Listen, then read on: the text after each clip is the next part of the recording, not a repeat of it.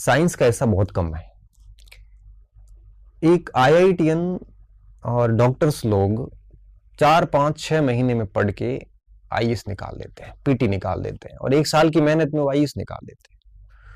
जबकि वो उनके सारे क्षेत्र से वो बाहर रहा, उनके अंदर वो मैथमेटिक्स साइंस वगैरह कुछ नहीं है, वो सारा आर्ट्स का है। आर्ट्स का बच्चा जिसका वो पूरा क्षेत्र है, उसके बावजूद कई बार 4 साल पास नहीं हो पाता।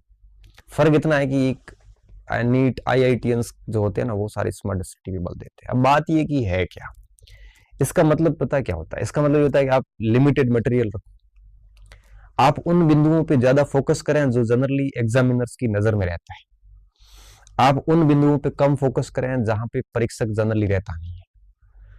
और अब जिन बिंदुओं पे परीक्षक रहता है वो पता कैसे चलेगा? वो चलता है प्रीवियस पेपर से।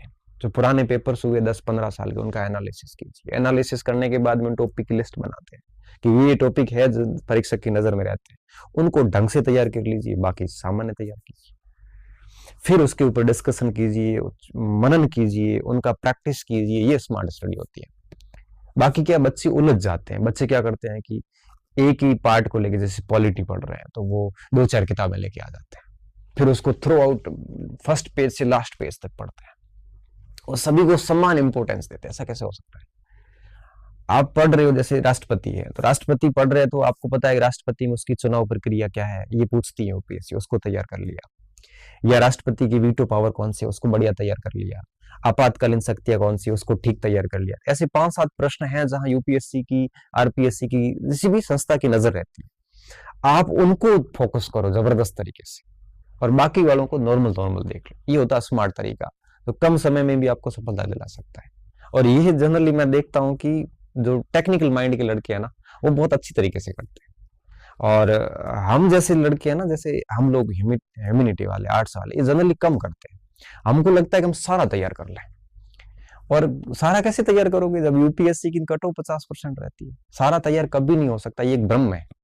अगर मैं सोच रहा हूँ कि मुझे पूरा इतिहास आता है तो मैं बहुत बड़ी गलत फहमी में हूँ। क्यों? क्योंकि पूर्ण कोई है ही नहीं।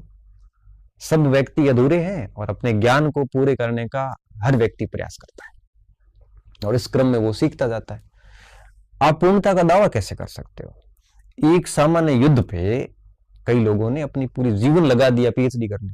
आप कह रहे हो वो टॉपिक आपको पूरा आता है? पॉसिबल ही नहीं, पूर्णता आती ही नहीं। ठीक है, हमारा लेवल परीक्षा पास करने जैसा हो चुका है, आप ये दावा कर सकते हो, बट ये नहीं कह सकते कि मुझे पूरा आता है।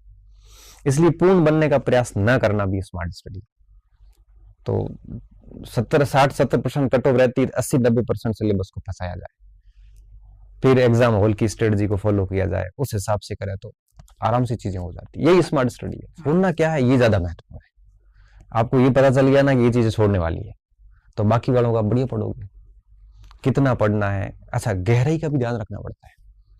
आप बहुत ज्यादा गहराई में जा रहे हो तो 4 टॉपिक भी ठीक नहीं कर पाओगे। आपको सरफेस लेवल तक रहना है कि कहाँ गहरा जाना है, ये चीजें आने, और ये चीजें अभ्यास के साथ ही आती है, अदरवाइज नहीं आ पाएगी। मेरे कहने से आप ये चीजें सीख नहीं पाओगे।